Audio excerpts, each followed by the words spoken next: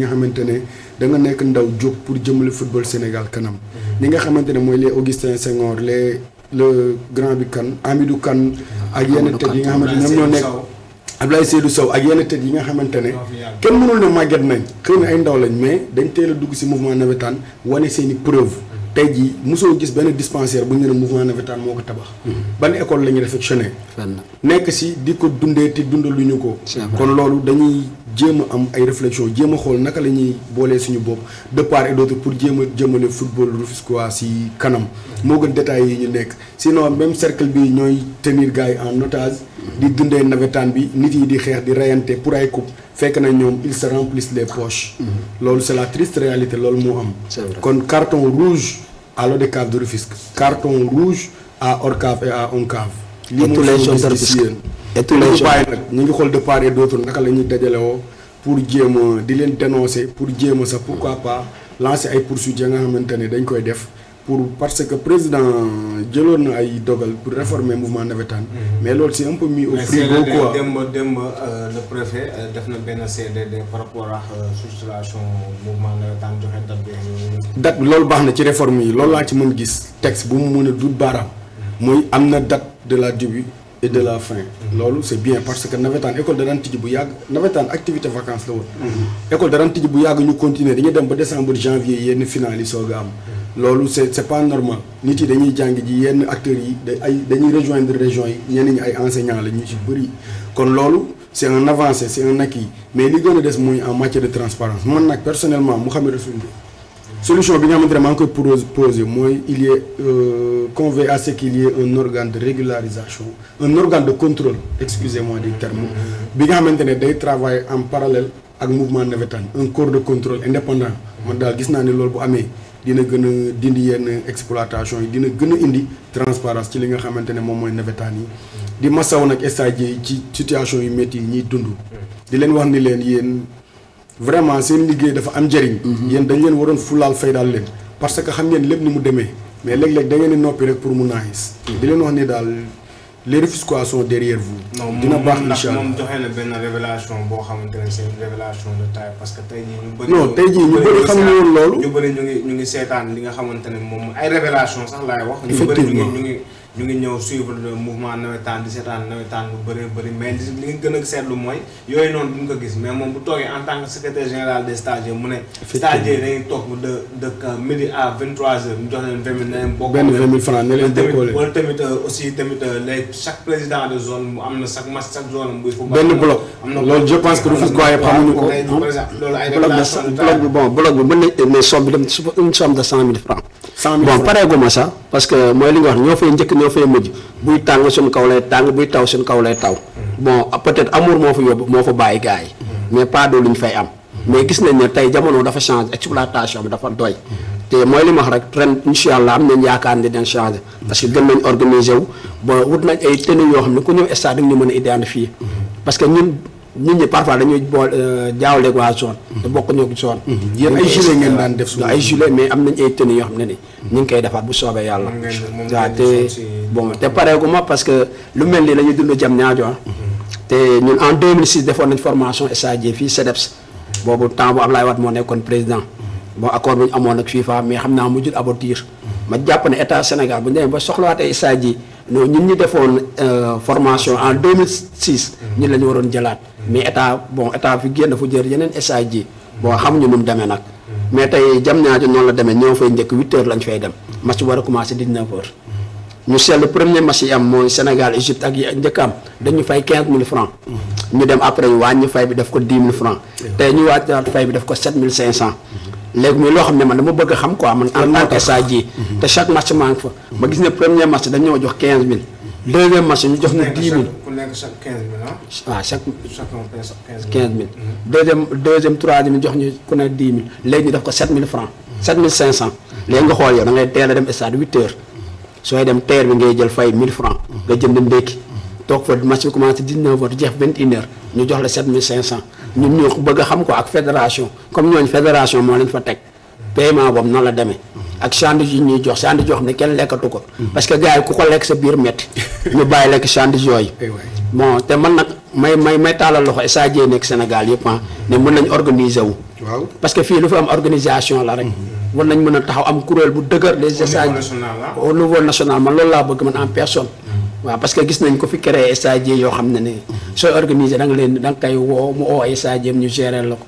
ma gis ne ñun ñuy yàgg stade man presque def naa plus de 20 ans stade te am naa ay anciens foofu ak yeneen Dakar yeneen SAG yi nekk Dakar ak biir Sénégal war nañ mën a organiser wu bon ba ñun aussi li ñu liggéey nii ñu mën a am fay bi nga xam ne jar na ko daal incha allah. SAG yi nga xamante ne ñoo nekk fii ci Sénégal war nañ mën a organiser wu ba fay bi nga xamante ne moom la ñuy seen liggéey bi nga xam ne moom la ñuy liggéey ñu fay leen fay bu ko jar loolay kàddu ki nga xamante ne moom mooy.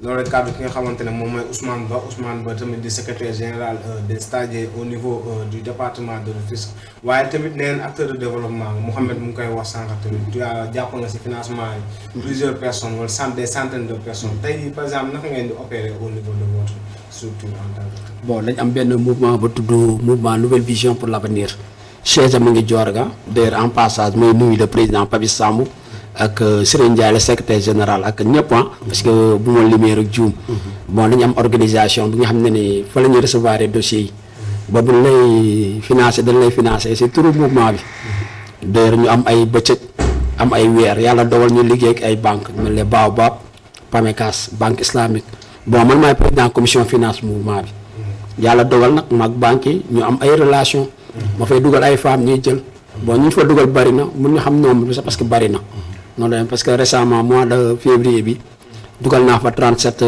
groupement ak 69 individuels des groupements yi groupement de 5 personnes la bon au total doonoon na 255 personnes. dinaa ko digal sax mu jox ma ci finance. incha allah loolu de problème dimbali ñu bëri waaw incha allah léegi am na bëccëg boo xam ne tamit man maa koy joxe en personne parce que jigéen ñi bëgg nañ liggéey tax ñu leen jàppale mais bu ñu gisee koo xam ne mën na leen jox benn 100 000 francs na leen liggéeyal nga versé ko nii non da nga leen di dimbali te ñu ngi si. bon si biir loolu nag laa créé benn mouvement commune Sangalkam tuddee ko mouvement de solidarité pour le développement social bi nga xam ne commune Sangalkam la concerné parce que man gis naa ne jigéen ñi nekk commune Sangalkam bëgg nañ liggéey mais amuñu ñu leen jàppale si laa créé mouvement boobu dugal fa ay financement instant ñi ngi waxtaan pour ay formation yoo xam ne war nañ ko fa def incha allah di ñaan yàlla tam yàlla na ko sottil parce que ñi ngi waxtaan ak ñi leen war a former. est-ce que tey jii vous êtes en collaboration avec ñi nga xamante ne ñoom ñooy gérer maison des femmes boobu au niveau de Sangalkam. non aw ma ak benn collaboration ak moom boo teg genre mouvement yooyu pour jàppale ñi nga xamante ne ñooy femmes yi ne au niveau de la commune de Sangalkam war nga mën a waxtaan ak ñoo xamante ne ñoom ñooy responsable yi pour mën gën a faciliter les actions. non man pour man jaru may jaar si ñoom. parce que xam naa fi may jaar. financement la faa mi bëgg xam naa ni may def ba jox leen financement. te alhamdulilah te macha allah yàlla dogal na yomb na si man parce que ñi may liggéeyal am nañ si man confiance. nit ku ma fi indi dañ koy financer incha allah si sama tur. yàlla di ko sant yàlla. am bëccëg boo xam te maa ngi koy joxe en personne. léegi kon man soxlatul may dem ay maison de la femme pour wut dara si ñoom. ñuy def formation ay nit yoo xam ne da ngay dem waxtaan ak tey par exemple boo bëggee def formation amoon local boo ko mën a defee. tey par exemple nga dem maison de la femme boo travaillé mu ne collaboration waxuma aspect pécuniaire kese. mais tey ñoom lieu bi lay permettre nga mën a defee formation bi wala loolu tamit c'est quelque chose boo xamante ne c'est important quoi au juste. waaw non man sentiruma loolu la parce que am comme maison de la femme c'est affaire politique la quoi. c'est politique moo ko fi indi parce que jigéen ñi la ñu Pape Sow moo leen comme may parce que dañ koy yàgg a sonnal. moo tax mu may leen loolu la ñuy wax waaw man loolu laay dégg ñuy wax xam man fréquenté wu ma Pape Sow mais ñuy fréquenté Pape Sow ñooy wax may dégg parce que récemment dégg naa ko xam ne jege na ko lool neen dañoo dem comment dire dëkk ba Daaru Cubb je pense lañ dem Pape am ay jigéen ñu fa dig terrain ne dinañ may ay terrain te ñoom nee na yàgg nañ ànd ak Pape te Pape may leen terrain aussi bon ngeen baal ma parce que foog ma wax foofa aussi Pape Sow man dama gis ne ni moom daam lu mu doon xeex avant muy doon localité bu métti la tamit wàllum foncier waaw foofu suuf yi surtout jaaykat suuf yi moom dafa mel ne foofu lañ doon na lu métti foofu tamit si foncier gars yi ñu ngi jël seeni terre on ñi nga xam ne ñooy paysans yi foofu ñu ngi jël seeni terre tey jii ban jàng nga mën a am par rapport ak loolu. waaw man dama jàpp problème bi laaw fan la baa di blessé quoi. waaw très bien man comme fi ma dëkk. ñun Omar Gueye mayoon nañu ay terrain jeune bu dëkk foofu te du Noflaay kese may na ko waa Njaxeraat Sangalkam Kër Ndiaylo ñun Noflaay ñun ba léegi mënuñ jot suñu terrain te waa Njaxeraat Sangalkam jot nañ seeni terrain man ma jàpp ne loolu def si politiciens yi la parce que ñoo ko jaay bañ ko jaayan affaire bi indi problème nangu tuñ si wax te man pour man problème yooyu dañ ko dafa war a jeex Sénégal waaw te war nañ ko leer aussi parce que ay terrain yoo xam dañ ko may ay nit nga jël ko jaay ko def ko sa poche toog sa kër dara fekk la si waaw loolu mooy problème bi daal. exactement Mouhamed. réaction par rapport ak yi nga xamante ne mooy wàllum suuf bi bëri au niveau de la commune de Sangalkam. waaw suuf moom alaa kulli xaalin loolu la baaxoo jax-jaxi fépp foo dégg ay jaay suuf jënd et tout ça day am coow day rawatina ak les zones des Niayes les zones vertes lañ mun di tuddee àll bi fi nga xamante ne am na extension yu ñu am possibilité ñu dagg fa ay kër dañ fay dégg coow parce que dafa am ñi nga xamante ne uniquement seen business la jaay suuf ak jënd suuf léegi métier boo dem rek muy tailleur di journalisme di mécanicien et tout ça am nañu jub am nañu jubati tey am na ñuy jaay suuf di ko amee si anam bu jaar yoon di ko jaayin bu mucc ayib mais tamit dañ ciy gis ña nga xamante ne si tey jii jubuñu jubaluñu c'est la triste réalité léegi jaay suuf mais fan yi sax xaw na tane bi régime bi ñëwee nga xam ni foowuñu ci mais ay at ci ginnaaw da ngay gis ASC bu si amul jaaykatu suuf da nga naan aw ma xaalis parce que amuñu jaaykatu suuf yaakaar naa ni nañ ma baal mais jaaykatu suuf yi ak douanier yi moom mel na ne gars yi xaw nañ leen sonal quoi d'où la nécessité d'obtenir plus de vigilance mais lu mu si mënti am rek nañ leen di wax nañ privilégier dialogue parce que guerre mondiale sax daanaka ci table la mujjee nañ jéem a gisee tamit li tax du yomb politique parfois daf ciy laxasu léeg-léeg ku ci amee problème suuf da lay leer ni yow boo àndoon ak maire en place sa saafara day kii mais ku mel ni Ousmane mi tey buñ ko mënoon ko ñi si terrain dañ koy def parce que xam nañu c'est un pur opposant loolu moom gis-gis bu mu am la mais coow suuf bëri na trop ci fi nga xamante ne mooy ay Diamniadio Bambilor Sangalkam Gorom ba Déen da ngay gis nit koo xamante ne day jënd ba commencé tabax ñu ñëw ne que terrain bi ñu lay jaay baaxul wala nga gis ku jël benn terrain jaay ko 5 personnes yu bokkul ku ci nekk ñoo taxaw ak kayitam à la fin pour nga xam sax kan qu'est-ce qui détient le vrai papier du yomb moo tax daal c'est un appel solennel que nous lançons au gouvernement en place que ñu gën a sévère ci wàllu politique foncière ici au niveau du Sénégal di masaw képp ku nga xamante ne tamit victime nga si les dégâts du foncier au niveau du Sénégal et au niveau des Niayes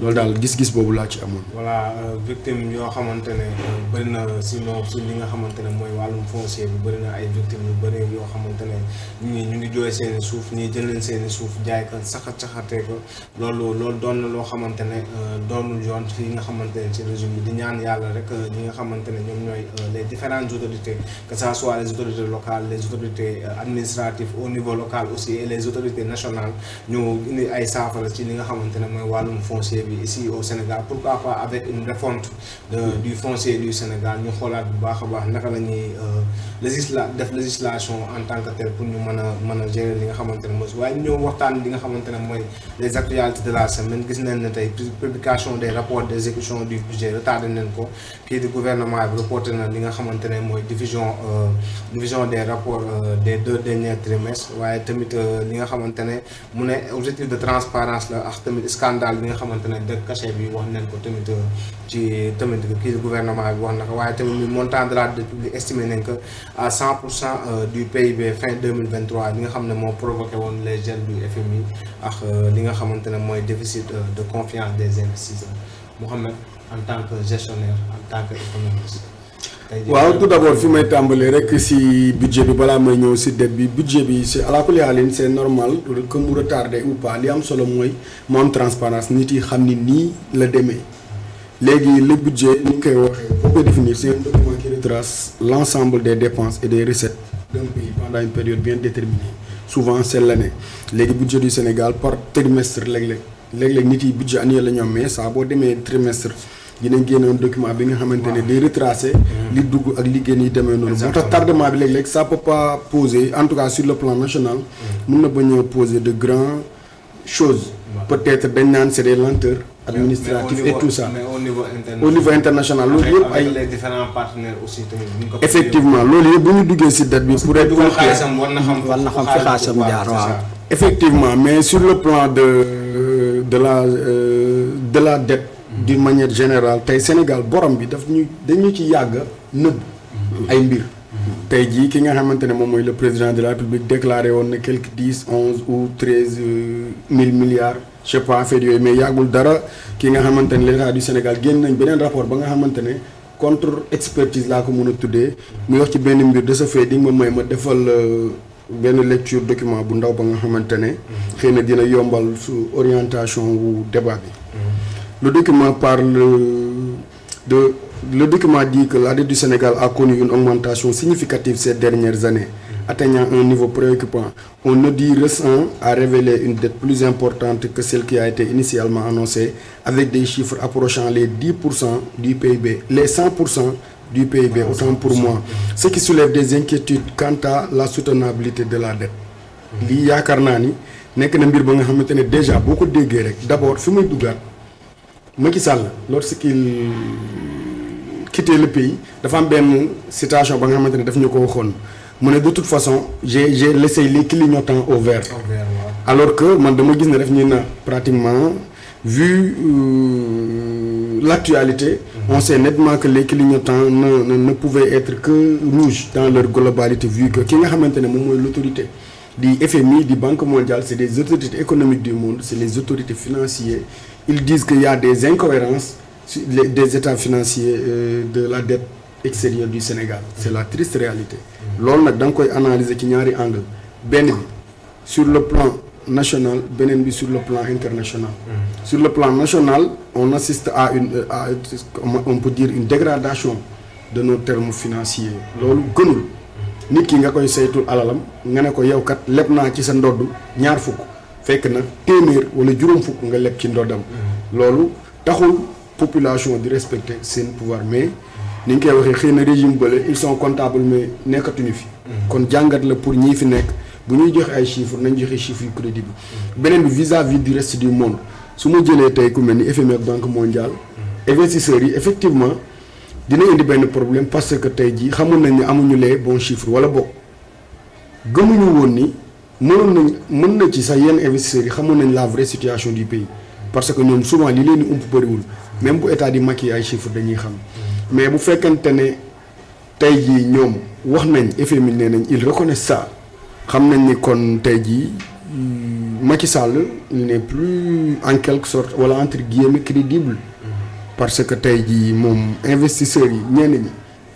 mais tey jii la FMI booy xool li tax appuyé wul ba tey li nga xamante ne moom mooy Sénégal effectivement des rapports bi nga xam ne léegi FMI jeu bu nekk di jouer non ñu bëri dañuy jàpp ne àndul ak Diomaye ak Sonko mais ñoom booy xooluñu régime bi ñoom bu ñuy sanctionner l'état du Sénégal parce que état continuité la léegi ki nga xamante ne nag moom mooy président de la République face à cette situation mook son gouvernement ñoom il opte pour d'autres portants yàgg nga dégg nga semaine passée ñu fi lancement d'un emprunt obligataire mu nekk deuxième emprunt obligataire bi nga xamante ne effectivement c'est pour se financer soi-même bu fekkente ne da nga bëgg a contrer FMI ak Banque mondiale te it dina nekk lu métti parce que léeg-léeg li nga bëgg ci xaalis yëpp mënoo ko am mais li ma ci gën a neex mooy la diversification situation yu mel nii da lay permettre à ce que nga gën a penser à diversifier ses coopérations tout fii actuellement à l'heure où nous parlons le premier ministre Ousmane Sonko il est en Chine certainement dafay négocier ji pour am ay investissement et tout ça parce que àdduna noonu lay doxee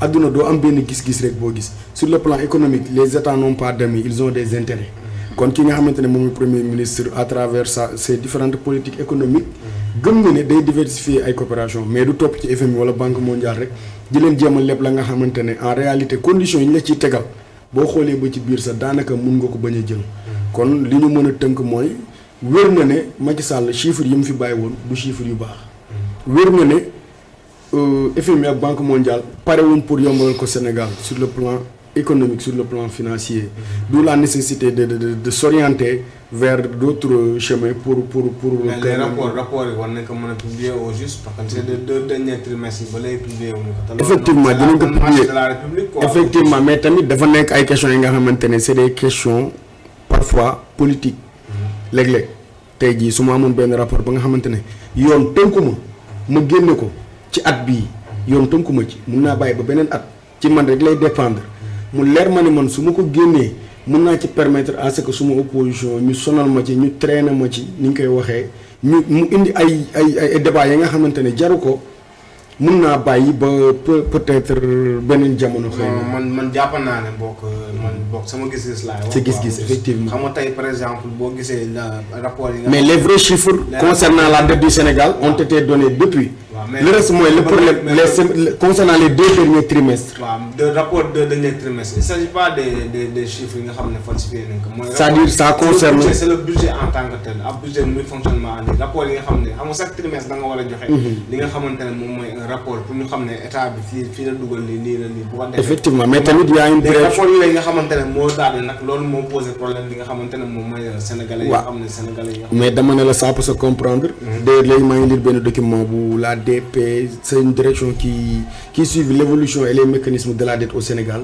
ñu ngi nekkoon en concertation à partir du 23 passé ba le 25 su ma juumu di jéem a xool naka lañ siy ñëwaatee. c'est-à-dire c'est une nécessité vraiment de donner les chiffres, la totalité des chiffres, mais parfois il y a certaines contraintes qui se posent. L'autorité en tant que telle, l'autorité, par exemple le ministre des Finances ou le Cour des comptes et tout ça, nous sommes habilités à donner des chiffres au moment voulu. Qu'est-ce qui nous dit que nous avons fait une enquête?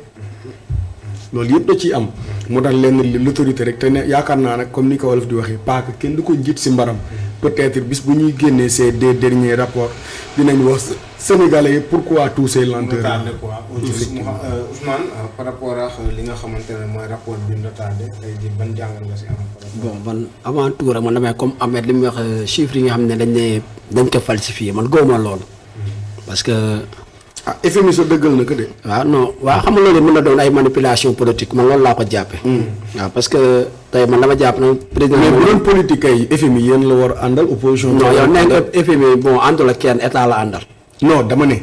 bi ma waxee FMI tudd état. dama ne moom ci buy addu. buy sanctionné du sanctionné régime. moom day jàpp ne xamul président mais un état la. waaw kon foofu la les états comprendre avec la personne. pas avec les personnes.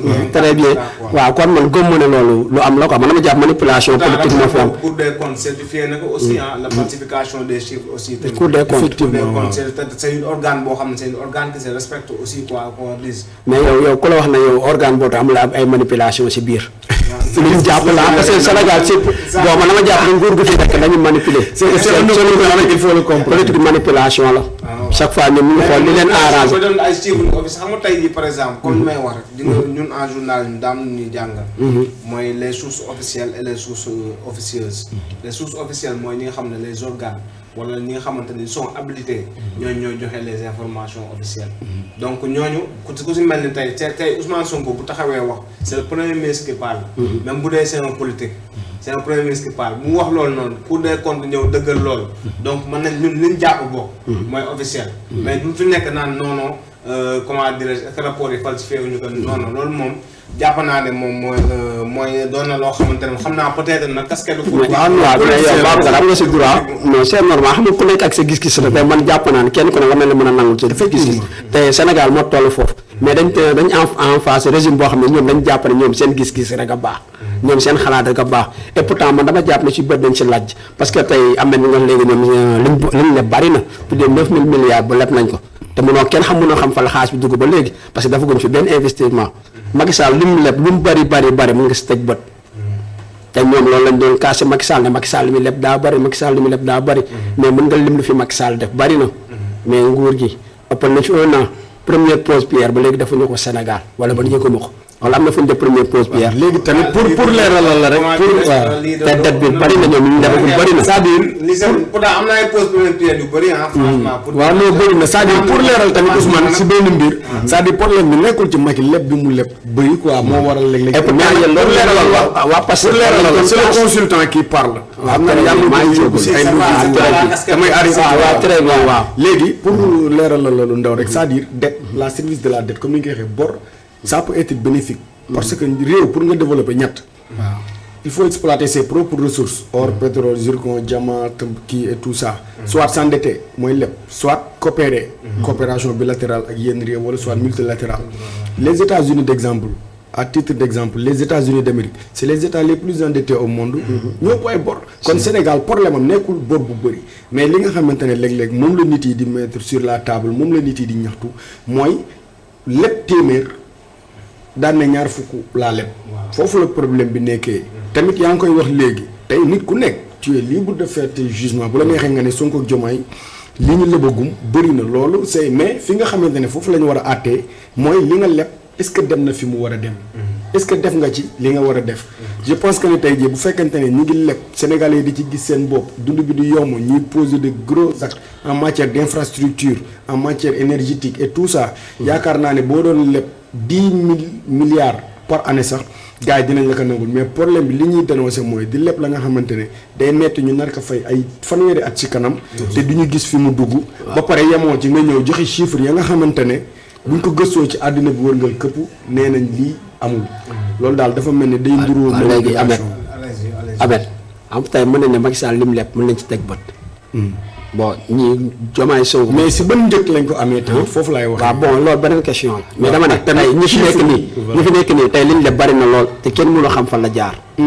parce que rapport chiffre yi officiel bu rapport génne nan wax ci li nga xamante ne moo soxal li nga xamante ne mooy rapport bi publication. waaw ñu bañ a dugal débat bi muy politique. non moom nag débat moom day politique moom débat bi ñuy politiser débat bi quoi nañ waxtaan ci li nga xamante ne. waaw bon man rapport yi pour man. rapport yi la moo waaw mais gis-gis bi am moom laay wax ni rapport man pour man li mu tardé mooy lépp nañ loo xam ne xamuñu fu mu jaata mënuñu ko justifier mais foog affaire bi tardé parce que manipulation la ñuy def fa ñu xool lu ñu manipuler Sénégalais mën a yóbbu seen xel si leneen pour mën a def parce que tey bu ñu xoolee problème DER bi noonu la demee nee nañ ay xar yu ñu leb te xar yi kenn xamul nan lañ ko lebee ak nan lañ ko indee Sénégal pour jox ko nit ñi ba léegi loolu kenn leerul suñuy xel xamuñu mooy li nga xam moo tardé li ñuy wax nii rek waaw man noonu laa gisee daal.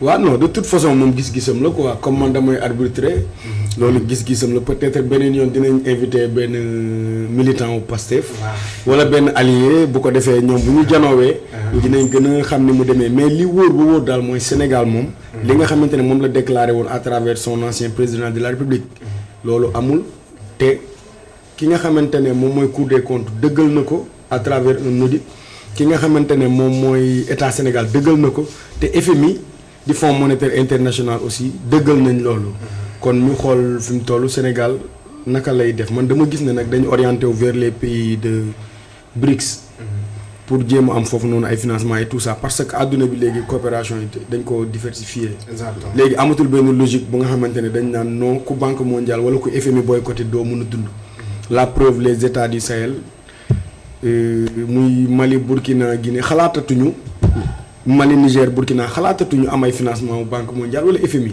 te pourtant alhamdulilah la tête ne tombe le ciel ne tombe pas sur eux kon àdduna bi foofu la toll amul benn structure bu lay embargo rek nga nekk dans la faillite loolu mooy justifier en quelque sorte tey jii visite président de la République en Chine bi nga xamante ne dafa dem ngir gën a dëgëral suñu diggante ngir gën a rataxal suñu diggante ñun ak Chine loolu yaakaar naa ni képp kuy sénégalais rafetlu nga ko.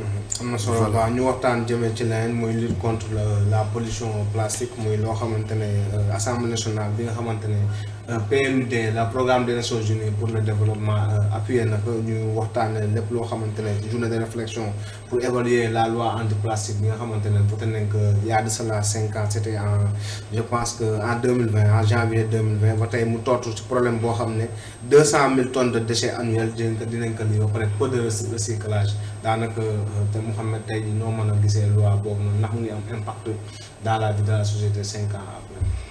waaw 5 ans après je dis am na quelques fruits am na quelques avancées léegi yaa ngi gis municipalité yi commencé nañ di jéem a développer li nga xamante ne moom mooy ay centre de triage ak de recyclage et tout ça yàggul dara suñu maire monsieur Assane Kassé am na benn projet bu mu lancé woon ba nga xamante ne dafa nekk un projet de grande envergure nga xamante ne dañuy jël les femmes et les jeunes ñuy liggéey ci mbalit mi mais li ci gën a am solo di plastique bi léegi plastique baax na parce que dina tax ñu créer ay biens d'équipement dina tax ñu mën a defar lu bëri mais léeg-léeg danger dafa am benn danger bu ci laxasu mooy tey boo ko sànnee boo ko recyclé loolu bu duggee ci suuf bu yàggee rek mun na jur jéeya boo gisee ñu naan mbëbës xam nga dépôt d'audit bii di mbëbës ma mës a dégg benn borom xam-xam mu ne am na lu fay nelaw bu yeewoo mun na nekk dama xamul ndax volcan la bëggoon wax wala dara dafa indi ay effets yu néfaste ci environnement bi bu fekkente ni géej nga ko sànni day nekk benn menace ci li nga xamante ne moom mooy à levain mooy jëni ndaw yi et tout ça du coup dafa nekk lu am njëriñ mais ça peut être néfaste pour la santé de l'homme ainsi que pour la santé des animaux d'où la nécessité de loi boobu dama gëm ne mën nañ ko gën a renforcer ak ay articles gën a liggéey ci ay à travers des séances de sensibilisation mais gën a décentraliser politique yi parce que état mënul def lépp day wax municipalité yi et tout ça ñu gën a liggéey ci acteur boobu man gëm naa ni rek waxuma sax c'est un secteur porteur de revenus mais c'est un secteur qui peut éponger de manière très positive li nga xamante ne moom mooy chômage bi. man gëm naa ne dëkk bu nekk commune bu nekk ci Sénégal war na am une usine ba nga xamante ne dañu fa def triage di ber li nga xamante ne moom mooy plastique yi ensuite pour di ko recycler di ko defaraat ay yeneen produits pour nit yi di ko jëriñoo nekk na la nga xamante ne dina créer revenu te dina wàññi chômage bi bu baax a baax loolu daal nekk na lu ma gis fi may terminer nag di wax ne li tax mu xaw a métti ñun dañ amul habitude di def recyclage à la maison en Europe tey boo demee ci marché yi ci kër yi garage yi et tout ça wala garage métro yi da ngay gis aéroport yi tout ça seen poubelle yi dañ koy def en 3 parties. fii da nga fiy def bouteille fii nga def fi canette fii nga def fi papier. loolu day yombal en quelque sorte. triage Sénégal ñu ngi koy def sax. commencé na am mais dafa bariwul yu mel ni terre bi ñoom tamit noonu la ñuy. effectivement léegi nag il s'agit de d'élargir ces genres de politique. parce que ku xam àddina fi mu toll. xam ni lépp modernisation la xam ni lépp modernité la. kon daal loi bi ñu gën ci sévère tout ça am na ay jamono tey café boo jënoon si casse à jeter plastique lañ la ko daan defal. léegi gisatoo ko. parce que tout simplement l'État a pris les moyens l'État a pris ses décisions. que ne dinañ interdire li nga xamante ne moom mooy création tasse à jeter plastique yooyu noonu. di ko def papier. loolu daal gëm naa ne buñ ko gënee dox jëm ci rek te ñu bañ ko def rek yëfu état ñun ñii ñoo ci mun jàpp souvent dama nit yi dañ naan projet le projet c'est nous le développement c'est nous bu ñu jël lépp rek sëf ko état déedéet ñun tamit nañuy jéem a jàppale état ci loolu comprendre nga loolu daal laa gis ne mbir buñ ko defee mun na gën a réduire les dégâts des ordures en plastique. Ousmane gis nañ ne lu toll ci 200 000 tonnes de déchets plastiques lañuy recycler lañuy am par an. mais tamit amul recyclage bu am solo la loi anti plastique bi nga xamante ne voté nañ ko en janvier 2020 5 ans après est-ce que am na njeexital. waaw non man jàpp naa ni des na parce que politique bi moo des quoi parce que tey bañ voté loi bi à l'Assemblée nationale. après Sénégal yi si boobu sax respecté wuñ ko. parce que jàpp nañ ne loi bi c'est pas important. te man dama jàpp ne. toutes les lois sont importantes. parce que dama jàpp ne comme loo xam ne boo ko suulee si suuf dégg naa 100 ans boo ko suulee. waaw ni mu meloon lay mel. kon xam nga loolu lay yàq suuf. te jàpp naa ne ñun tey bëreetuñ suuf boo xam ne am nañ espace parce que lépp dëkk nañ ko. kon jàpp naa li ñu dese si suuf war nañ ko préserver. te loolu tamit mooy li Ahmed wax léegi rek war nañ gën a liggéey gën a xoolaat li nga xam ne mën nañ siy créer emploi.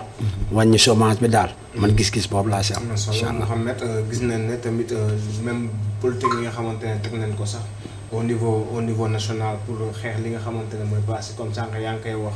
gisatuñu café Touba ñu wala café ñu koy jaay ci li nga xamante ne moom mooy taas yooyu noonu. tey jii est-ce que loolu tey jii par exemple am na réellement impact si ñi nga xamante ne conscience des Sénégalais en tant que tel. waaw c'est-à-dire la masse. les Sénégalais lambda parfois aussi am na ci rôle bu ñu mën a jouer mais gis nga rôle bu ëpp bi. état moo ko mën a jouer à travers ces différents corps de contrôle et tout ça parce que tey bu fekkente ne da ngay jaay café ci buntu télé xalifa man su ma ñëwee di jënd café nga may xeelee ci casse plastique c'est parce que da nga gis boutique bu lay jaay casse plastique moo tax nga koy jënd kon parfois état aussi ni mu mën a yombalee xeex bi képp kuy importer ay casse à jeter mu waxuma sax teg la taxe yi 10 day utiliser benn principe ba nga xamante ne ça s'appelle contingentement qui est une limitation pas contingentement le contingentement c'est la limitation quantitative des flux d'importation par rapport à un produit mais on va parler de prohibition c'est-à-dire arrestation totale de tout ce qui est ces produits-là qui sont néfastes dans ou bien ñu jéem a xool bu dee Sénégal fii lañ koy defaree ñu jéem leen wax lii ak lii ngeen war a liggéey ci plastique comprendre nga yenn produits yi vraiment bu ñu koy defar Sénégal état dafa war a contrôler bu mu bokk ci ay tasses à jeter bu mu bokk ci ay plats à jeter comme par exemple baguettes yi ñu ne baguettes yi léegi dañ koy defar plastique lañ koy defar et tout ça loolu bokk na ci lu mën a yombal xeex bi mais bul sonn amul bépp politique boo mën a jël Sénégalais yi di ko respecter à 100%. nous n'avons pas cette culture là Sénégalais léeg-léeg day doxalee ni ko neex souvent dañu bëgg di revendiquer suñuy droit alors que duñu def suñuy devoir état bu jëlee benn politique wax naa ko sànq ñun ñëpp ñoo ci war a ànd dooleel ko jàppale ko en même temps di ko dimbali sur le plan de renseignement tey Ousmane mii bu jëndoon benn conteneur bu nga xamante ne lépp ay casse à jeter la nëbbu ko këram man bu ma ko gisee du dama seetaane du dama dara de lu yoon di tere la dama ko war a signaler. loolu peut-être man maa ngi bu ma ko defee maa ngi sauver des vies amuñu culture boobu. amuñu culture boobu tamit jéem a augmenter sécurité bi. corps de contrôle yi ci boppam nañ leen di contrôler. parce que man boo ma jëlee ma nekk agent de contrôle di fayeeku 200 000 francs par mois. ki nga xamante ne moom mooy def jëf boobu di defar yenn sachet ndox yi norme répondre aux normes yi wala di defar ay casse à jeter yi nga xamante ne c'est à base de plastique. man mi dem di ko contrôler kooku bu yëkkatee 500 000 jox ma mais du ma wax. kon état war na déplacer war na déployer ay nit sur le terrain pour ñu def contrôle boobu mais également personnes yooyu mu déplacer war na leen mettre dans des conditions yi nga xamante ne kenn du leen mën a corrompre. man yaakaar naa ne loolu daal bu ñu ko defee. dina gën a yokk dooleel loi bi interdit place. Ousmane tey yan stratégie lañ mën a mettre en place pour éveiller ñi nga xamante ne ñoom ñooy population bi par rapport ak. waaw man jàpp naa ne communication bokk na si parce que communication bi dafa des. parce que te communiquer mooy da ngay wax nit ñi lii après ban lan lay yàq si suuf si. lan lay yàqal nit ñi xam ne lii am na danger bi si nekk. man jàpp naa loolu mooy première communication bi deuxième mooy comme li Ahmed wax rek mën nañ siy jël ay matuwaay. ba ku ko fee dugal tamit dina am sanction bi dina teg boo xam ne bu ko sa morom gisee du ko fa ñemee dugal. man jàpp naa ne genre politique boobu daal war nañ ko mën a mëne pour mën a xeex lii. incha allah. genre politique boobu war nañ ko mën a def pour xeex lii mooy loo xamante ne lépp luy communication.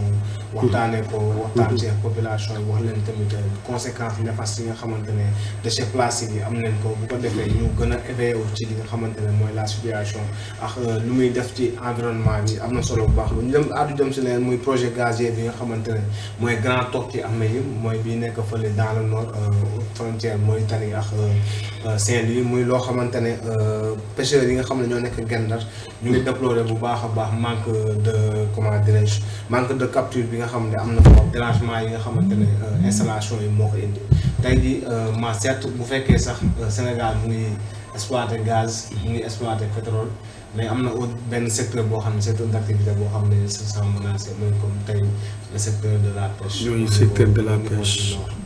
waaw loolu moom je pense que nekk na la nga xamante ne dafa métti parce que souvent pêcheurs yi nekkul ay bateaux yi lay sonal parce que ñoom am nañ capacité dem en haute mer. bu fekkente ne la pêche locale dañuy dem environ 30 mètres. bu fekkente ne bateaux yi mun nañ dem 100 mètres ci biir wala en profondeur 200 mètres et tout ça du coup pêcheurs yi boo leen déggee ñoo xam ne am na lu leen métti mais noonu lay doxee c'est-à-dire dafa am benn comédien. bu un Ivoirien muy wax ni tout arrangement y a un dérangement. loolu yaakaar naa siiw na si làmmiñu nit yi. mu mel ne installation muy luy production pétrole muy production gazier et tout ça bu nekkee ci benn site dafa bëri ay mbir ya nga xamante ne ay produits ya nga xamante ne mun na rey jën yi ay produits toxiques par exemple en plus day nekk une zone fréquentée dafa am ay bateaux yuy ñëw fréquemment loolu jën moom nit ñoo yem. bugguñu coow bugguñu bruit moo tax boo gisee léeg-léeg bu dañuy dem làqatu si biir a biir soo déggee expert en pêche yi bu ñuy wax jën dafa bëgg fu muy làqatu mais dafa bëgg fu calme et tout ça du coup loolu bu nekkee installation bi nga xamante ne day nekk ci diggante Sénégal ak Mauritanie foofu c'est une zone de pêche tey jii nag Sénégal day miser laisser la pêche artisanale c'est-à-dire florissante dans cette zone ou bien exploiter le champ gazier te je pense que le Sénégal est prêt à exploiter son gaz ki nga xamante ne moom mooy Mauritanie maintenant ils vont essayer de voir naka la ñuy xoolee pour négocier ak pêcheurs yi tey jii bu ñu leen mënee di subventionnel ñoom ñi nga xamante ne ñoom ñoo nekk foofu di leen dimbali si yenn charges yi parce que jën bi day gën a rare et tout ça parce que bruit installation yi rek machine yi buy daw buy tàkk bruit boobu rek mun na sax dàq jën yi tout ça loolu peut-être dina la indil xaalis bu bëree bëri waaye tamit am na yenn secteurs yi nga xamante ne dina xaw a am tuuti perturbation lu ci mel ni pêche bi parfois aussi mun nañ trouver yeneen stratégie pourquoi pas di wut ay machines ya nga xamante ne c'est moins polluant c'est dina gën a néewal bruit bi pour permettre à ce que ñi nga xamante ne ñoom ñooy pêcheurs yi te aussi dafa am nu yoon di doxee te rayon dina am benn limite bu ñu leen rëddal daane leen champ gazier bi fu mu nekk exploitation bi dina am benn rayon bi nga xamante ne dañ koy def en kilométrage di leen interdire ñu napp foofu pour des raisons de sécurité certainement kon fi ma daanee rek laay waxee métti na trop mais tout arrangement y a un dérangement. tout arrangement y a un dérangement Ousmane gis nañ ne li nga xamante ne moom mooy champ Cosmos bi ak BP bi nga xamante ne moom lay exploité le grand tortue am au niveau du gaz bi nga xamante ne moo am diggante mooy frontière du Sénégal ak Mauritanie. tey jii par exemple pêcheurs yi nga xamante ne ñoo nekk à Gendar au niveau de la zone du nord tey jii ñoom ñu ngi déploré bu baax a baax manque bi nga xamante ne manque jën yi nga xam ne am na fa te li ko waral moom mooy champ pétrolier wala champ gazier bi nga xamante ne. bon man sama gis-gis bon comme exploitation boobu intérêt Sénégal la te jàpp naa ne intérêt Sénégal moo jiitu lépp bien vrai que nag pêcheurs yi suñuy mbokk lañ ay sénégalais lañ ay père de famille lañ. te comme demee na nii man dama jàpp ne état moo leen war a xool nu mu leen jàppale. jëm leen xool yenn orientation yi leen war a kii parce que pêche jàpp naa ne foofu kese lañ mën a nappe. parce que souvent ñoom Gendali Kayar la ñuy ñëw def campagne. waaw man jàpp naa ne kon war na leen mën a organiser état tamit accompagner leen. parce que loolu tamit day xaw a métti fi nga doon tàmm di nappe ñun la fii mën a too fi napp foo nga xooli feneen foo napp. bon boo amulee mooy kon doon nappe ji feneen. ma jàpp ne daal war nañ ko waxtaanewaat daal toog ñoom pêcheurs yi ak ñi xam ne ñoo yor lool ñu waxtaan si. tey jii yan nàmpaay nga xalaat ne état du Sénégal parce que tey jii booy def projet. da ngay xool impact yu mu mën a am. impact yi nga xamante ne muy impact environnemental wala impact environnementaux impact yooyu yoo xam ne war na ko mën a am muy négatif di positif tey yan nàmpaay nga war a xalaat ne état du Sénégal war na ko mën a def ñi nga xamante ne ñooy. waaw xam nga ñun Sénégal dañuy gis comme bu la dégg piiree jël sa kër wala nangam ñu jox la xaalis. waaw xaalis ba après mën na la bañ amal njariñ. am ñoom dañ ci dem wuti fu ñu dëkk am ñoo xam ne xaalis day seey seen loxo. man ma jàpp ne pratique yooyu dañ ko war a bàyyi. parce que tey comme dama la jëlee fii. dama la war a jox foo nekk. parce que moo la fa jëlee jox la xaalis mën na la bañ a jariñ. tey ay nappkat lañ loolu lañ xam Gendar lañ dëkk zone bi ñu dëkk mënatuñ fa napp. mais mën nañ la ñu yóbbu beneen zone ñu dëkk fa defar leen dëkk waaye fii ñu féete foofu nappee foofu comme fi ñu doon nappee mënatuñ fa napp. waaw sama xalaat la sama gis-gis nag. jàpp naa noonu la ñu war a def comme ni nga ko waxee Mouhamed. par rapport ak li nga xamante ne mooy ginnaaw bi ñu defee étude d'impact yi ndax mën neen war na mën a subventionné wala aider ñi nga xamante ne ñooy pêcheurs yi nga xamante ne ñoo impacté foofu.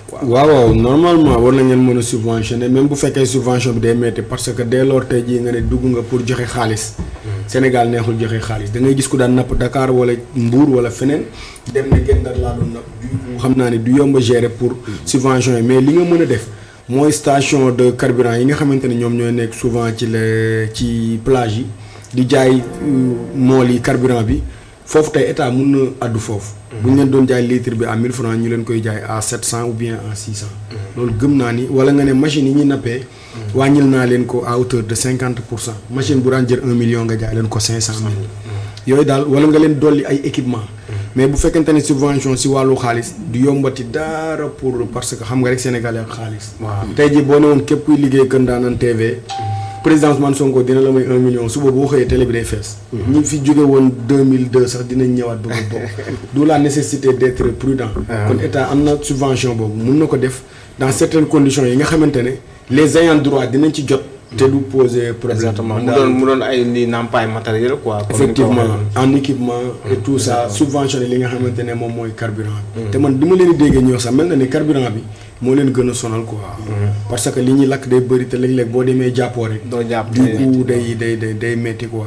vraiment en tout cas carburant bi kon war nañ ko xoolaat bu baax a baax état xool ne ginnaaw yi nga xamante ne ñooy pêcheur wala képp ku nekk si secteur de la pêche rek. ñu jéem a xool nu ñuy wàññee carburant bi foofu noonu bu ko defee suñu nappkat yi gën a muy nekk si pêche artisanale bi gën a améliorer mais waaye tamit est-ce que jàppoo leen tey la pêche artisanale dañ ko war a améliorer tey par exemple ñu bañ a wax sax pêche artisanale ñu dem au-delà quoi au juste.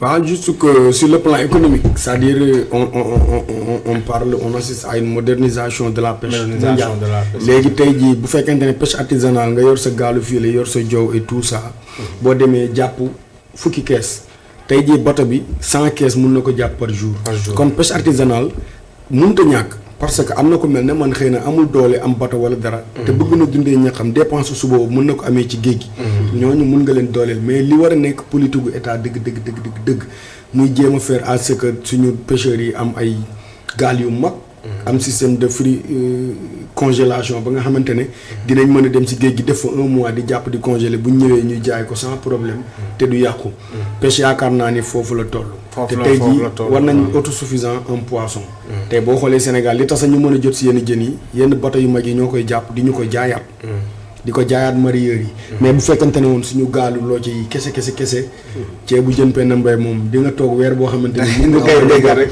parce que on n'est pas autosuffisant tey ji à l'intérieur du pays ñoom bu fekkante ne yenn gaal yu ndaw yi rek ñooy dem dina bëri Sénégal ñu dul lekk jën donc mën nga wax pêche artisanale pour ñi ci nekk waaye li nga xamante ne moom mooy solution bi durablement dans le futur mooy ñu jéem a moderniser la pêche jéem a am ay techniciens yi nga xamante ne dañuy former nit yi nan la ñuy jàppee quantité yu bëree bëri mais également leur doter des équipements yi nga xamante ne dina leen permettre ñu mun a jàpp des tonnes et des tonnes mu am contrôle aussi parce que tey loo mënta investir ci pêche bàyyi nit yi yor ay fausse licence ñëw fii di jàpp suñu jën yi tamit amul benn njëriñ donc état de sécurité li nga xamante ne moom mooy les eaux moom mooy taxawal ay politique yi nga xamante ne am na ci jamono Khalifa xam naa ne nekk nga xale daan nga dégg jamono Ablaye Wade ñuy wax les aires marines protégées. aires marines protégées dafa nekk projet yi nga xamante ne c'est des projets de très grande envergure. peut-être léegi mu ngi am mais xëy na li ñaan politique yi benn lay doon. mais tur yi moo koy utale. waaye boobu daal amoon na dayo lool. amoon les acteurs yi si doon liggéey man je pense que Sénégal képp kuy yëngu ci wàllu pêche. war nga déggoo ñu mel ni Ali Aïdar. ku ci waaw dafa xam lu bëri ci les aires marines du Sénégal secteur boobu daf ko maîtriser. Macky Sall defoon na ko ay ministre ay jamono mais mu jëlee waat ko fa parce que le gars il n'est pas trop politique. yi demee noonu mooy man gis naa ni. war nañ ko mën a dugal ci au sein du ministère de la pêche. wala muy que pour en tant que consultant sax war na mën di ko consulter quoi. de toute façon moom moo ngi ci. mais ñu mel noonu day baax état bi leen laaj seen xalaat. ci bépp politique bu mu mënti jël. exactement man gëm naa ne daal li njariñu Sénégal mooy ñu gën a moderniser pêche bi. njariñu Sénégal mooy ñu gën a moderniser li nga xamante ne moom mooy pêche bi. am na solo bu baax a baax kàddu yi am na solo ak ki nga xamante ne moom mooy Ousmane Ba wax na ko waaye ki nga xamante ne mooy Mouhamed Gueye Mouhamed Rassoul Gueye le grand consultant di suñu consultant bu mag a mag fii nii ci plateau bi waaye moom mooy borom round up quoi. daanaka avec la pertinence qualité analyse bi nga xamante ne moom lay apporter di ko gërëm bu baax a baax ci loolu waaye tamit ñu waxtaan ci leneen li nga xamante ne moo soxal wàllum diplomatie sénégalaise muy avec ginnaaw bi nga xamante ne les États-Unis d'Amérique refusé leen li nga xamante ne mooy lu toll ci 5 millions seen visa ki nga xamante ne mooy premier ministre Ousmane Sonko àdduna ci mbir mi ne maanaam li gën moom mooy ñu def stage bi fii nii stage de préparation fii dans un terme yoo xamante ne c'est nan la koy wax souverainiste comme ni mu koy waxee rek comme moom toujours il parle de souveraineté kon souveraineté ba pare di remercier bu baax a baax li nga xamante ne mooy état chinois bi tey ji jàngat boobu noonu ngay mën a am rupture diplomatique la wala tamit dafa doon loo xamante ne faux pas diplomatique la de la part du premier ministre de l'état américain non c'est un faux pas plutôt de la part des États-Unis d'Amérique c'est-à-dire man dama naan ndox parce que au-delà sport bi c'est un problème boo xam ne c'est un problème international quoi. Effectivement c'est un problème il est plus économique que sportif. Non même pas économique il est plus diplomatique effectivement diplomatique nañ ko nangu mais dinaa ñëw parce que boo waxee diplomatie rek y a derrière l'économie. Exactement ma xamul ndax xam nga loolu. Bien sûr. Vu la situation face à un refus de visa pour les membres de l'équipe des Lions de basket du Sénégal, le Premier ministre Ousmane Sonko annule le stage prévu aux États-Unis et organise une préparation souveraine à Dakar pour l'Afrobasket 2025. Il a entre autres salué la démarche de la République populaire de Chine concernant l'octroi des bourses pour les athlètes sénégalais et leurs encadreurs en prélude des JO 2026 à Dakar. Gis nga ndokk Trump na téye ay visa am quoi c'est-à-dire mais le Premier ministre il a bien répliqué. mais est-ce que tey jii États-Unis di leen demander ay explications et tout ça dafa noppi def li muy def gis nga la meilleure manière de répondre à un nemb. c'est de se taire. Focus président Ousmane Sonko loolu def. mais Mohamed man doguma la tey jii est-ce que jàppoon ne maanaam bokk du woon premier ministre moo war a tontu. man dama jàpp ne c'est le ministre des sports moo waroon tontu parce que tey jii. c'est pas le ministre des affaires étrangères. waaw voilà. c'est pas Trump qui a refusé les visas mais c'est l'ambassade des États-Unis à Dakar tey est-ce que gisoo kon. mais gis nga di nga ma nangul leen. Olof day wax ne naar bu ndaw bi lu mu wax ci xayma ba la ko déggee. tey ji ambassadeur il est en parfaite collaboration avec le tutelle le ministre des affaires étrangères wala le président de la république ñoom la fi nekkal ñoom tey ambassade États-Unis boo fa duggoon tey procureur Sénégal ñeme wala faa fekk loxati lay génneel. c'est une zone ba nga xamante ne da ngay jàpp ne c'est les États-Unis au Sénégal. loolu dafa nekk ci benn biir ba nga xamante ne en diplomatie faut rien négliger. nekkul dans le cadre sportif moo tax ñu daggal seen visa yooyu. mais dañu nekk en contradiction lan moo tax président Ousmane Sonko lan moo tax mu saluer l'état chinois ci athlètes yi bourse yi ñuy jox suñu athlètes yi. loolu day wane clairement que les États-Unis ils ne jouent pas leur rôle convenablement. loolu la rek ça veut juste dire ça te tamit dañu nekk dans une logique ba nga xamante ne gis nga je l'ai dit et redit ici le Sénégal dafa war a taxaw ci tànku jéem a rejoindre les BRICS. parce que le monde a changé de maître. bu jëkkoon G7 lañ la wax am na les souveraineté compétences yi nga le Sénégal pour que le Sénégal soit plus souverain.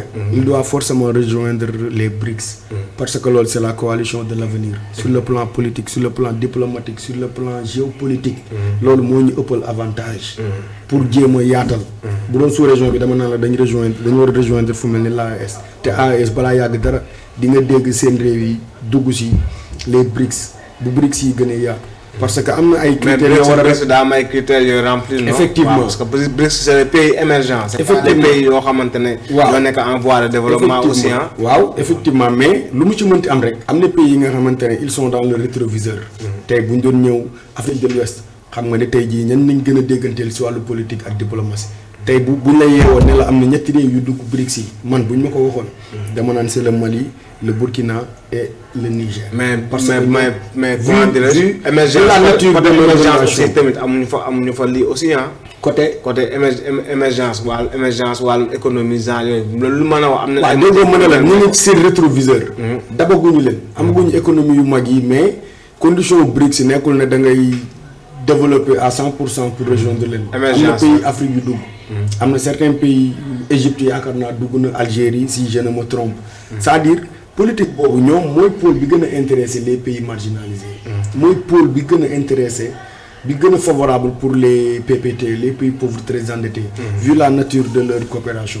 parce que États-Unis gis nga lu mel nii de mi ngi jéem a rëq ndigu Sénégal ci la nga xamante ne dama naan sa jarul premier ministre li tax mbir bi metti ko ba mu waxee nii jàppoon na ni ay joueurs Sénégal am compétition ci 2025 bi Afrobasket peut-être bu ñu nee dañu dem États-Unis pour ñu sori seen mbokk sori seen kër yi gën a am tranquillité gën a posé gën a aisé tamit jàng fa léeg-léeg ñu am chance NBA di jouer ñu dem xool am fa benn expérience bi peut-être c'était juste loolu moo taxoon ñu bëgg a dem fee les États-Unis mais gis nga président premier ministre il n'a pas hésité à leur dire que nañu def fii suñu préparation pour wan leen ne ñun nous sommes souverains mun nañ ko def fii mais dañu jàppoon ne foofu mun nañ fa ñëw préparer et tout ça. li tax mu waxee di aussi wan leen ne yéen rek nekkoo leen fi. en réalité message bi premier ministre bëggoon délivrer dafa bëggoon américain ne leen yéen rek nekkoo leen fi. yéen a ñu waroon taxaw fii mais defoo leen que Chine mu ngi nii may na suñu athlètes yi bourse en quelque sorte daf leen bëggoon wax ne leen Chine li mu def yéen la waroon gën a yey fuuf. parce que tey nag Sénégal boo ko doon xool entre les États-Unis et la Chine dafa mel ni les États-Unis la gënoon a ci ginnaaw ci passé dafa mel ni les États-Unis moom la gënoon a coopérer. États-Unis moo gënoon jariñu ci Sénégal que Chine. kon bu Chine defee lu mel ni day wane ne États-Unis en quelque sorte ils ont failli à leur mission. Ousmane réaction par rapport à li nga xamante ne mooy décision bi premier ministre bi jël. mu ne tey par exemple puisque les États-Unis refusé nañ li nga xamante ne moom mooy visa yenn joueurs yi waaye tamit mu ne ñu def préparation bi ici à Dakar de manière souveraine aussi c'est important à préciser aussi mu jël remercier bu baax a baax li nga xamante ne mooy la République populaire de Chine. est-ce que tey wanewul na ñun tey jii par exemple maam affirmation boo xam ne au niveau géopolitique quoi en tant que tel. bon man dama jàpp ne diplomatie Sénégal moom rupture. franchement dañ dellu ginnaaw si côté diplomatie.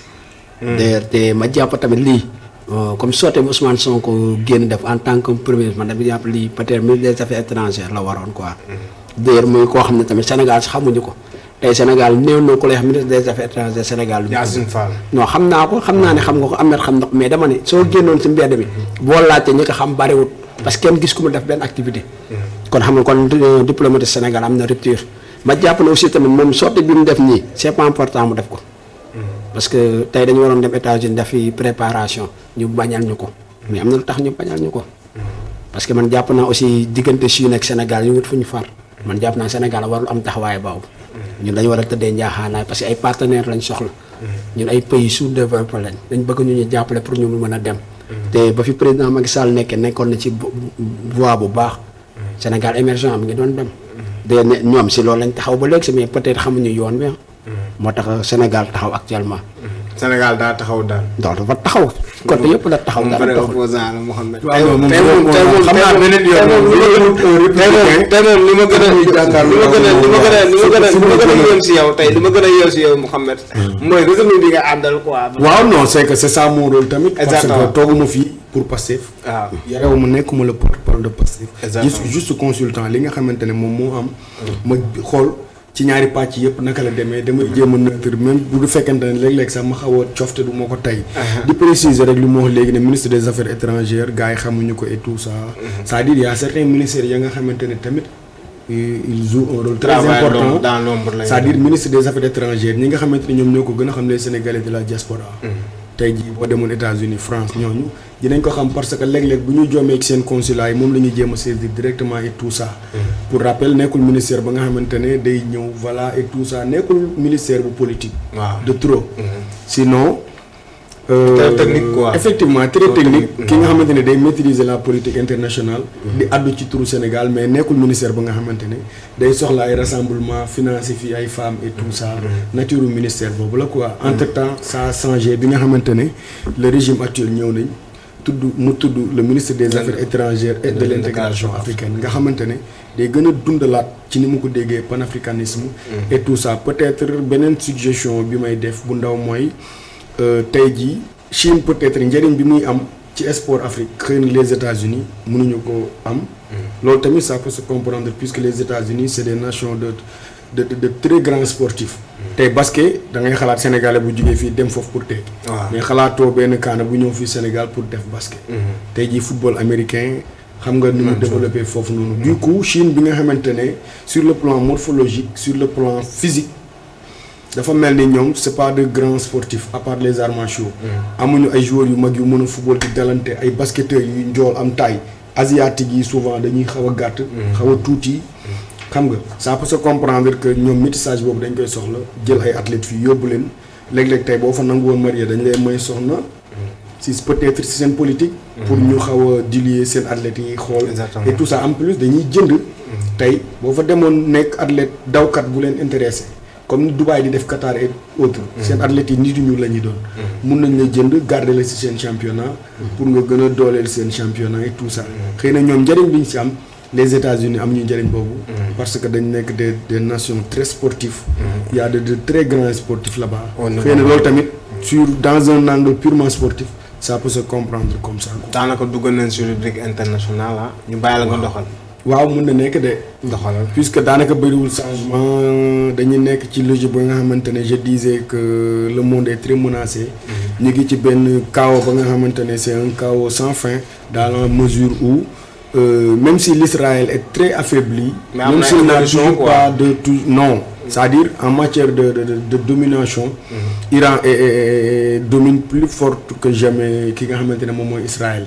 parce que enjeu bi moo doon moom tey tooñ ku la mën ngir sa waa kër génn jàppale la ce qui n'a pas été le cas Israël à un certain moment les États-Unis dañ leen xaw a saraxi tuuti maa ngi koy wax keroog parce que Iran seen puissance de feu dafa am doole ñoo ëpp ci Moyen-Orient bi man gisuma ku leen fa ëpp doole en matière d'armement te li ci gën a neex seen armement dafa nekk un armement ba nga xamante ne c'est contrôlé à 100%. gis nga chinois yi ne leen mun nañ leen yónnee ay drones ya nga xamante ne mun nañ leen ko jox chinois yi ne pare nañ du moins que nord-coréen yi le président Kim Jong-un ne pare na pour jox leen des missiles nucléaires et tout ça mais le gouvernement iranien refuse tout soutien.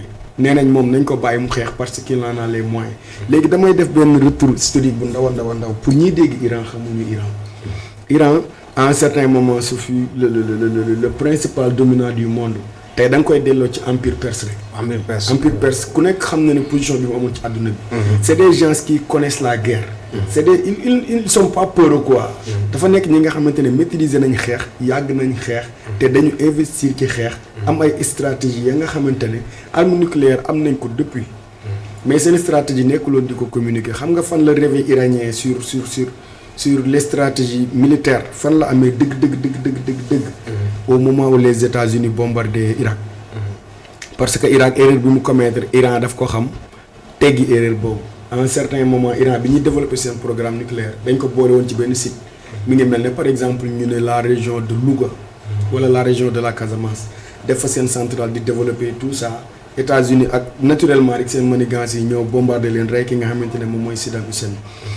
face à cette situation l'Iran s'est montré plus mature dañuy jël bu ñoom seen développement nucléaire yi dañ koy def ci des sites différents def lii fii def lii fii def lii fii def lii fii de ce fait tey même bu les États-Unis jógoon wala communauté internationale bi bombardé leen mënoo détruire seen nucléaire yi. ñu dégg na Israël am na lu mu bombardé si seen li nucléaire yi seen base nucléaire. effectivement mais premier bombardement bi la. tooñ bi ñu njëkk a tooñ boobu la. mais entre temps il faut que les gens tamit comprennent c'est-à-dire les propagandes occidentales. bëri na tey médias yi nga xamante ne li ñu lay jox sa information léeg-léeg booy déglu fu mel ni na nga ma baal RFI wala ngay lire Jeune Afrique wala dara day mel ni dañ lay wan ne la Israël moo dominé alors que yow demal ci réseaux sociaux yi nga xamante ne kenn contrôlé wu ko. da ngay gis israéliens yi tey daan na ñun dee nañ amuñu fu ñu nelaw amuñu lu ñu lekk et tout ça bàyyil chaîne officielle yi rek. nga dem ci réseaux sociaux yi rek pour xam ni vraiment Israël est en train de souffrir. te ki nga xamante ne moom mooy États-Unis daf ko seetaan. mun na ko jox ay yenn kii consignes en équipement. te du sax léegi bu yàgg lay doon. mais fi mu toll nii rek il n'ose pas clairement jël ay munitions wala ay dara yóbbu ko àddina bi ñëpp di si teg seen bët. parce que dañ ko dànkaaf Chine dànkaafu na ko Russie Vladimir Poutine dànkaafu na ko Corée du Nord Kim Jong-un Pakistan nga xamante ne moom tamit nit ñi dañ koy fàtte mais c'est un géant nucléaire dànkaafu nañ États-Unis ne ko boo duggee si guerre bi ñun dinañ si dugg du coup États-Unis tamit ils ont intérêt à ce que ñu retenir tuuti parce que ñoom ñu engagé wu ci guerre yombul. y a le Sénat y a sénateurs yi. et tout ça pour nga jóg engagé. dafa am processus bu mu laaj. moo tax li ma ko la waxee depuis la semaine passée je le répète avec la tête haute. l'Israël est le grand perdant. Vraiment yéen yi ngay dégg ci bët yëpp c'est des manigances. ñu naan non attaqué na lii tout le monde pensait que ak seen dôme de fer boobu noonu benn missile mënul pénétrer seen alors que dôme de fer si boppam gars yi dañ ko pénétrer bot yàq fa lu bëri. bombardement yi Tel Aviv tey jii nii ce sera inhabitable d'ici 3 ans. bu guerre bi jeexoon tey d'ici 3 ans Tel Aviv sera inhabitable. C'est la triste réalité. D'où la nécessité d'être très prudent gis nga menaces yooyu day ñëw bu fii au Sénégal. ku xam la réaction de Imam Mokhtar Kanté xam ni moom il fait partie du pôle des alignés parce que buy bu waxee ni mu waxee Imam Kanté yaakaar naa gis nga journalistes yu bëri tontu ko. di wax ni Israël dafa intercepté 10 missiles yu 9 missiles sur 10 yi nga xamante ne Iran daf ko tiré tout le monde sait que c'est pas vrai. moo tax déglu baax na pour xam li xew waaye ci kan ngay dégloo daf ko ëpp solo. guerre bi tamit fi may daaneelee mooy fu am solo ñu bëri dañ koy delloo ci d'ordre religieuse. gëm-gëm déedéet. guerre demeewul noonu. wala boo guerre bii. Moyen-Orient ku ko xam-xam ni bu doon gëm-gëm moo leen di boole. Arabie Saoudite ay sunnite lañ. Iran ay chiite lañ. yàgg nañ dund te mosuñu guerre comme nii. exactement mais tey bu demee nii Israël dal ci kaw Moyen-Orient bi. réew juif mënul dal ci kaw l'islam nga bàyyi ñaari réewu jullit laalante wuñ nga koy delloo ci affaire mbiru gëm-gëm wala dara. c'est d'ordre économique. tamit li nit yi di nëbb l'Iran c'est un géant énergétique sur le plan pétrole uranium gaz et tout ça avec plusieurs ingénieurs aussi effectivement moo tax affaiblir leen day nekk quelque chose de bénéfique pour l'Occident parce que ku leen xam ni ñoom ci loolu la ñuy dox boo naree dem pour épauler leen dañuy jéem a yàqal et tout ça wala ñu def li nga xamante ne moom mooy jéem a saboter ñaari réew ñu xeex pour ñoom ensuite ñu mën a ñëw investir wala ñu mën a ñëw jouer le pompier ñoom ils ont intérêt à ce que le monde se dévaste pour que ensuite ñu mën a ñëw investir et tout ça. lii lépp boo koy tënk day dugg ci dans un cadre économique bi nga xamante ne c'est une dédollarisation de l'économie mondiale. loolu moo jur nii yépp li ngay gis. économique effectivement l'hégémonie occidentale est en train de chuter c'est ça man leen Gravitz a l'habitude de dire que la guerre est la continuation de la politique par d'autres moyens. effectivement te lépp comme ni ngay wax nii rek li ngay wax ni mooy tey par exemple boo xoolee guerre yu bëri c'est d'ordre économique. effectivement parce que tey société mondiale. mais la guerre c'est un business. business la kay. tey jii bu ñu bëggoon àdduna bi am bàyyi guerre communauté internationale nañ bàyyi defar missile. waaw l'armement nañ bàyyi defar pistolet. nañ bàyyi defar bombe nañ bàyyi defar lépp li fi nekk ñu yàq ko. bu boobaa bu ñu bàyyi réew bu nekk yor quelques armes de défense yi muy gérer sécurité réew. du ñu gis phénomène bi ñuy wax course aux armements. te réew bu ci nekk da ngay jéem a am gànnaay bu mag a mag a mag a mag a mag pour nit yi ragal la. Kim Jong-un le président nord-coréen boo gisee jàmm ji mu am parce que arme nucléaire yi mu yor la. waaw dañ naan qui veut la paix prépare la guerre. c'est la triste réalité.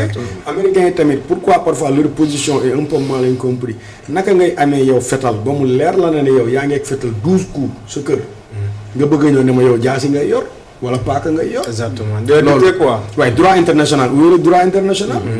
tey jii gaañoo le droit international c'est le droit le plus bafoué. c'est le droit le plus bafoué dans la mesure où certains États ne le respectent pas. Il y a des États qui se. c'est la loi du plus fort qui prévaut au niveau du droit international quoi. effectivement léegi nag ku mel ni Kim Jong-un moom pour non aligné tout ce qui est Russie Iran et tout ça ñoom loolu la ñu xam. Ceci dit que les États-Unis ne sont plus la force qu'ils furent pendant au moins le 19e siècle ou le 20e siècle. Ni leen nit yi ragalee woon xam nañ ni vraiment demeetul noonu. parce que ay armement yi ñu yor dafa xaw a yàgg. te tamit ils n'ont pas la culture des longues guerres. tey jii fu ñu ne cëpp maximum un mois bu ñu gañee bu ñu gañewul yëpp dinañ lem seen i kaaka ñibbi. alors que maa ngi dégg benn expert di wax expert indépendant mu ne. Face à cette situation l'Iran peut tenir jusqu'à une année 12 mois yi nga xamante ne day bombarder day xeex te économie am dinañ lekk dinañ naan dinañ taal courant dinañ def lépp bu fekkente ne 12 mois ki ko mën a tenir boo xoolee pays France bi ngay gis musul guerre bu mat 4 mois les États-Unis tey jii ñoo ëpp ay défaites ci guerre ci àdduna bi peut-être benn yi ñuy gagné la ñuy jouer film wala ñu changer nature film bi mais guerre fu mel ni Vietnam fu mel ni Afghanistan nga xam ne dañ leen dóor ba ñu dawal seen i matériel du ñu ko jouer film du ñu ko jàngal seen i doom kon nappaate bi tamit àdduna bi fi mu toll nii rek Babacar nappante la de waaw bu la kenn napp ku la ne am naa 1 million nekk am naa 1 milliard xaar mu indi 1 million am teg te loolu mooy li nga xamante ne les pays du BRICS comprendre nañ loolu fi mu toll nii Khalifa maa ngi ko wax alternative quoi nappante kese la nappante képp la tamit léegi avec li gën a démasqué capacité de manigance bu les États-Unis mooy les réseaux sociaux bu jokkoon dañuy jeex fexe jënd média yëpp teg de ce fait boo bëggee boo bañee lenn ngay gis lenn ngay wax bu jokkoon léegi nag képp ku ci nekk am nga télé ci sa poche doo dugg ci benn chaîne officielle da ngay dem ci TikTok xool ku mel ne Ousmane Babacar man muy jël li image yi ak vidéo yi di la ko woon live and direct foofu la àdduna bi toll moo tax gaañ guerre la ba nga xamante ne ça risque de durer si la communauté internationale ne réagit pas et que positivement parce que on exclut toute l'idée de pousser Israël à ce que muy faire résister la guerre problème bi kay mooy bu communauté internationale bi ñëwoon ne dañu bëgg sax léegi jàmm am est-ce que Iran dina ko nangu parce que tooñ bi Ousmane boo xoolee koo xamante ne defu la waxu la nga xëy rek dal ci kaw mais loolu ku naa fekkul war nga xam ni lii tooñ bii dafa yéeme te Israël loolu la yàgg def Palestine depuis ñaata année ngi nii ñu leen di rey di leen boom di leen torturer et tout ça communauté internationale bi yëpp toog di seetaan Arabie Saoudite doon réewu jullit waroon na mën a addu ci mbiru Palestine ñu resté mouillé comme ça xam nga loolu métti na trop moo tax évolution yi daal fi nga toll nii jàppal ni rien n'a changé l'Iran bombarde toujours les points les plus stratégiques moo ëpp ki nga xamante ne Israël moom la ci am comme résultat rien ne peut justifier une domination israélienne. Exactement. C'est l'Iran qui domine largement la guerre. Rien ne peut justifier une domination israélienne, c'est l'Iran qui domine largement la guerre. Loolu ay kàddu ki nga xamante ne mooy suñu expert international man moom laa koy waxee expert la nag. expert au niveau international. parce que dégg na bu baax a baax li nga xamante ne moom mooy relation internationale nu muy fonctionner dégg na bu baax a baax li nga xamante ne moom mooy société au niveau national wala international tamit nu muy fonctionner. kookoy Mouhamed Gueye. pour balaa ngay passer ma jox la rek donne-moi la définition de la guerre. Militairement. Définition de la guerre. ma jox la. C'est un terme très dangereux. La guerre ah. ma définition de la guerre militairement ñu bëri ñu ngi wax ci guerre te xamuñu ko. militairement ma jox la définition de la guerre militairement. xam nga guerre dafa bëri ay façon. comme que militairement nga wax. tey jii guerre bu ma ko doon définir militairement dama naan le fait de déployer des troupes pour défendre ses intérêts de la nation. Ouais, dans ce cas tu as été très gentil. Ouais. Tu m'as donné la réponse non pas militaire mais politique.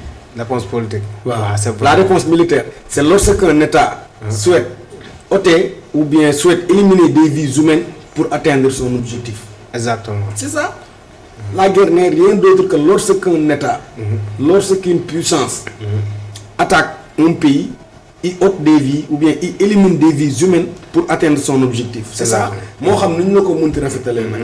C'est ça la guerre. Ousmane da ngay àddu par rapport ak relation internationale. waaw man parce que man sama gis-gis man aspect religieux laa ko jàppee quoi.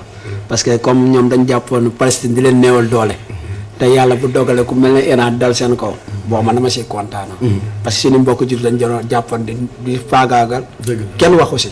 ñëpp di leen seetaan. mu métti ñu lool kuy jur rek métti woon na la. kon tey yàlla bu tourné rek ñoom mu nattu ku leen ëpp doole di leen mbugal. man dama siy kontaan. di ñaan mbugal bi yàgg. très bien aussi comme li Ahmed wax rek Iran dafa dominé parce que dem maa ngi seetaan ñi israéliens yi nekk États-Unis di demander pardon à Iran. kon moo ne kon ñoom sonn nañ. parce que bu demee bay demander pardon rek ñuy bëgg ci koo xam ne yaa njëkk a dóor. waaw très bien waaw man aspect religieux nag laa ko jàppe moo tax man li daan dara yéene naa leen ko quoi. waaw parce que ñoom solo suñu mbokki jullit. exactement waaw moom comme ni nga ko waxee rek ñu bàyyi la nga tàggatoo kàddu gu mujj. par rapport ak di àgg nañ si cappaandaw émission bi. waaw avant tout ma leen di remercier Mouhamed Gueye nga xam ne si loxoom la yëpp jaar ba ñëw fii di remercier Babacar KNTV maa ngi leen di remercier aussi bon di lu ma waroon jàllale fàtte woon ko Mamadou Niang Mbaye SAG yi ñu ngi si ginnaaw ma di ko ñaanal li mu bëgg a doon président Ligue de Dakar yàlla na ko yàlla jox. Madi Touré aussi soit SAG Rufisque lañ pour mu doon président fédération football sénégalaise. waaw merci di jaajëfal ñëpp di merci di ñaanal télé bi yàlla may ko ay ndam. mu jëm si kaw sa kanam. merci beaucoup. amiin di gërëm bu baax a baax ki nga xamante ne moom mooy Ousmane Ba moom mooy coordonnateur bi mouvement bi nga xam ne mooy Sénégal bi ñu bokk ici au département de Rufisque du parti Barthélémy Dias waaye tamit secrétaire général des stagiaires du Sénégal waaye tamit moom dafa bëri ay casquettes nag waaye tamit di acteur boo xamante ne acteur de développement di financer bu baax a baax plus de centaines de personnes ci li nga xamante ne mooy seen wàllum entrepreneuriat bi ñëw na di ko gërëm bu baax a baax ci présence am ci teewaayam bu baax a baax ci éclaircissement yi nga xamante ne apporté na ko indi na ko ci que ça soit au niveau du développement que ça soit au niveau des stagiaires avec le mouvement navétane que ça soit aussi au niveau de son parti politique bi nga xamante ne moom lay représenté ici à Rufisque. Mouhamed kàddu gu mujj àgg na. waaw sama kàddu gu mujj di sant yàlla bu baax a baax mi ñu may ñu fekkee waat ko yaakaar ne li ñu fi jàngat muy suñu gis-gis kës néew dina am njëriñ dina am jeexintal ci askan bi di wax ni souvent nul ne détient le monopole du savoir. ñu bëri dañ may gis dama félicité naan ma li nga waxtaan ci géopolitique neex na non vraiment yow na c'est-à-dire j'essaie juste de sortir ce qui est en moi. mais tu fais maintenant comme effectivement je me documente régulièrement. képp ku nga xamante ne xëy na tey jii li ñuy wax àndoo ci ak ñun wala critique et tout ça bu ñu publier suñu vidéo répondre ñu wala nga jël ñu en privé bu fekkente ne da lay déranger nga bind commentaire échange la rek. échange la rek. di wax ne tamit lépp liñ fi wax mu jub yàlla la neex lépp lu ci yàqu matériel doomu aadama la mënuma terminer sans pour autant di nuyu suma invité de marque bi moom nag suma waay la. ñoo bokk fu ñuy liggéey muy ko gëm boppam di koo xamante ne moom ña xam rek la xamul dundee. di koy dimbali nit yi parce que à travers moom ñu bëri am nañ financement bay liggéey di développer seen i business. di doxal seen kër. kon ñu ngi koy remercier encore une fois di ko wax ni ko fii këram la. saa yu ñu demee ba sentir ne jaadu na dinañ la woowaat peut-être bu amee yenn évolution yi. nga ñëwaat leeralaat bu fekkente ne bëgg nga leeral et tout ça. di nuyu stagiaires yëpp fi mu daaneelee rek laay jëlee muy ñi ngi encouragé Mouri Niang Mbaye ay Madi Touré toute la jeunesse bi nga xamante ne dañu jug pour porter le Sénégal de l'avant ci côté football. nga xamante ne nekkuñu dans une logique ba nga xamante ne dañ naan la les vieilles marmites font les bonnes soupes. déedéet ñi nga xamante ne mooy Augustin Senghor ak ñoom Abdoulaye Mamadou Seydou Sow et consorts. ils ont montré leur capacité ñun gis nañ ko. duma wax montrer leurs limites parce que limite kenn du ko wane. mais nous avons découvert leurs limites xam nañ liñ mën xam nañ liñ mënul te def nañ fi période bëri kon nañ am l'élégance nañ am 15 ans xaw ma 16 ans au niveau effectivement kon nañ am élégance su jéem a laisser la place aux jeunes man góob ma ne sax dinañ dem ay élection di xëccoo ak ñoom nañ bàyyi la place aux jeunes yi ñu xool muy Babacar Ndiaye muy Madi Touré ku mu si mënti doon on a besoin de nouvelles têtes pour le football sénégalais c'est la triste réalité. maa ngi seen seconde dafa déclaré na candidature am aussi ah. waaye même bu ko defee sénégalais du ñu seetaan loolu. ñoom wane nañ li ñu mën nañu dem. dañu dem jéem a def autre chose quoi. parce que ñi nga xamante ne boo mësaan bëgg dañuy ñëw ne la yow la am na jamono yi nga xamante ne kenn daanu ko contesté.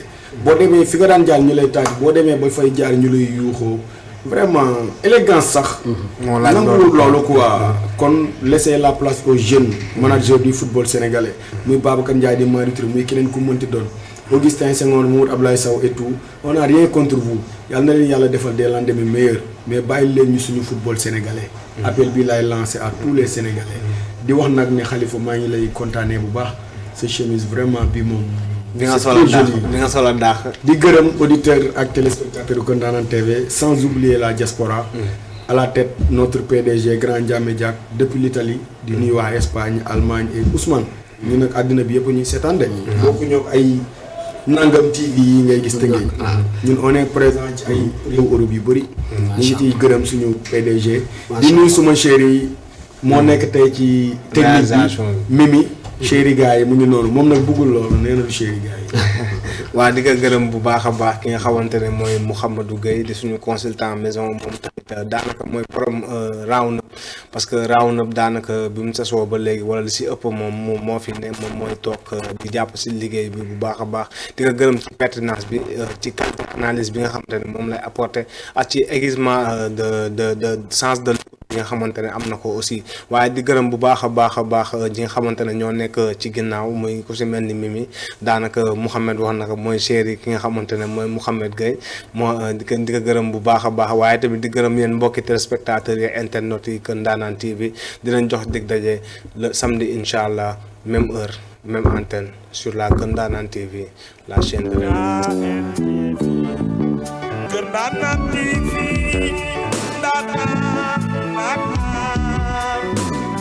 information yu leer émission yu leer plateau yu